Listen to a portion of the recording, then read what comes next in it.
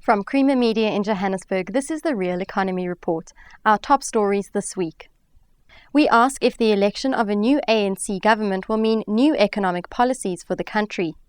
An instrumentation company looks to diversify the market. And we look at the impact of the global recession on air freight in Africa. South Africa has a new government, but what will this mean for the country's economic policies? Keith Campbell reports. South African voters have re-elected the African National Congress to power, but now under the leadership of Jacob Zuma. Will this change in leadership lead to a change in the country's economic policies? I put this question to Tony Twine, a senior economist at consultancy Econometrics. In the very short term, I don't think that there will be any significant changes to macroeconomic policy.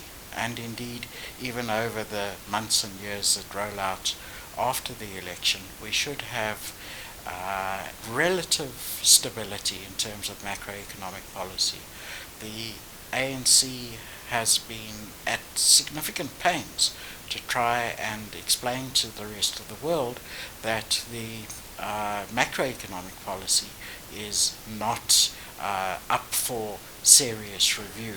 We will keep fiscal discipline, we will keep inflation targeting, and those have been the two main pillars of our macroeconomic policy for 10 or more years now, and I think they will survive the new administration. I'm far less confident about microeconomic policy, in other words, interventions by government in individual sectors, industries, and enterprises in the economy.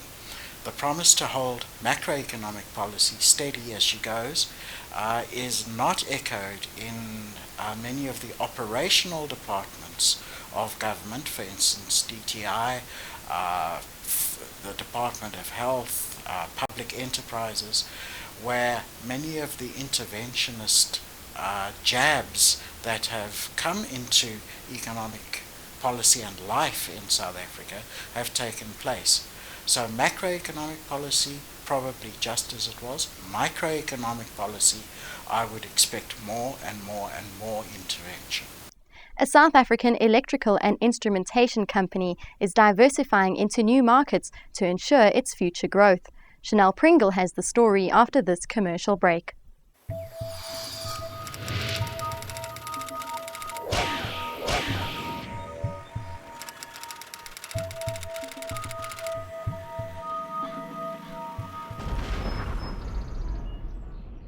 Electrical and instrumentation company B&W Instrumentation is in the process of diversifying into markets other than the mining sector on which it previously focused. Chairperson John Barrow says the company is working on entering the oil and gas, the power generation and infrastructure sectors where it sees plenty of growth in future. Diversification into oil and gas and power generation is extremely important to us. Not in the short term, but over the next 2 to 5 years, that will probably form a bigger part of our market than will mining, purely because there is going to be that much more work coming from those two industries. The company has already identified a number of potential projects in these sectors in South Africa and Africa. Its aim is to secure about 150 million rands of work in the oil and gas sector and about 190 million rands of work in the power generation sector within the next few months. Meanwhile, Barrow says the company has experienced delays to projects it was working on, especially outside of South Africa. What we have noticed is that the number of the jobs that we had in Africa have been stretched out more than the jobs in South Africa themselves. They've been postponed or delayed to a greater degree than the jobs in South Africa. The world is in recession. What impact has this had on the air cargo sector in Africa? Keith Campbell has been finding out.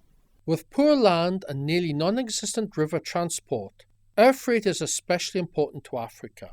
International Air Transport Association Regional Vice President for Africa, Lance Brogden, gives an overview of the continent's main air freight hubs and the impact of the global recession on the sector. Well, undoubtedly the primary hub is Johannesburg, with Oliver Tambo Airport being the primary hub.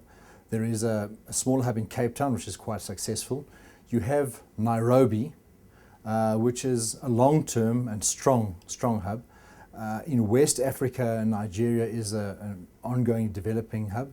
And then in North Africa, you probably look at Egypt and coming a bit down to Ethiopia. Ethiopia, very interesting because of its positioning. As with the total global downturn, there has been a distinct impact.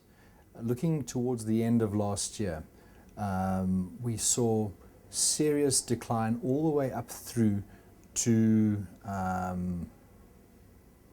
the end of the year. December was heavily down in November. However, I must say that we are seeing a very slow increase, now off a fairly low base, due to the decrease at the end of last year. And month on month, the last 2 months are showing marginal increases and improvement.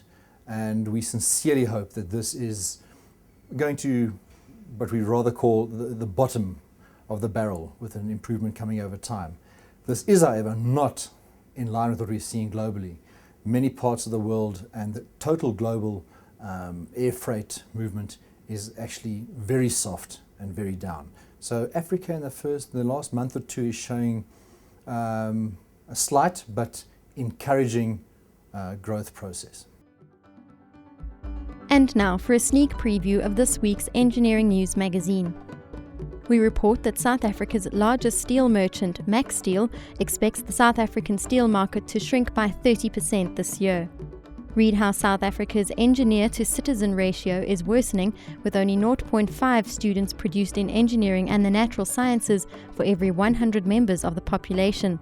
And we report that the world's light vehicle output could fall to its lowest level since 2001. And in Mining Weekly this week, we ask what's in store for platinum as the automotive industry declines. We report that South African gold major Harmony Gold will be debt-free by mid-May with 1.5 billion rand in cash. And coal miner Coal of Africa Limited's Vele Colliery project faces opposition owing to a likely environmental impact. That's Creamer Media's Real Economy Report. Join us again next week for more news and insight into South Africa's real economy.